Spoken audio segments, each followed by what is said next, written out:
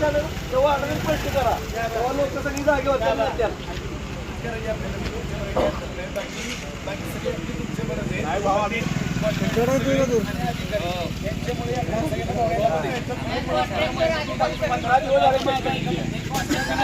जाऊ की जाता शूटिंग काय करायचं की घरात त्याचा झोपलाय जो इथं जाय इथं जावा उद्या काढवा हो त्याला निर्णय द्या.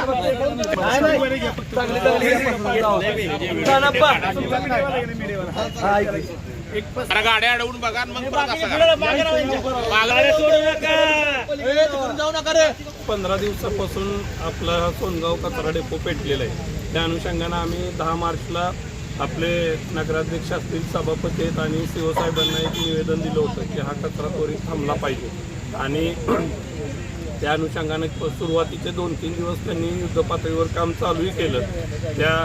आणि त्याच्यानंतर आज गेले 15 दिवस झाले सातत्यानं रोज संध्याकाळी तो कचरा डेपो पेटलेला असतोय.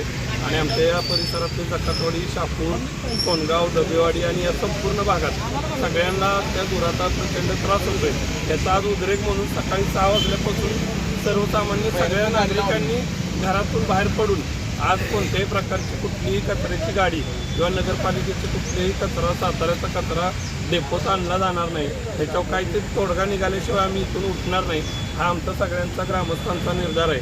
आणि त्या अनुषंगानं प्रशासनाला आमची एक विनंती आहे, म्हणजे आत्तापर्यंत आम्ही बऱ्याच विनंत्या केल्या, पण पुन्हा एकदा विनंती आहे, आज जर याच्यावर काही तोडगा निघाला नाही तर आम्ही याच्यापेक्षा तीव्र आंदोलन करू.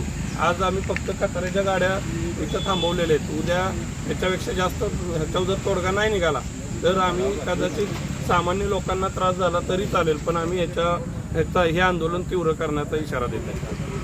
मी चंद्रकांत सनस, माजी सरपंच, ग्रामपंचायत जकातवाडी.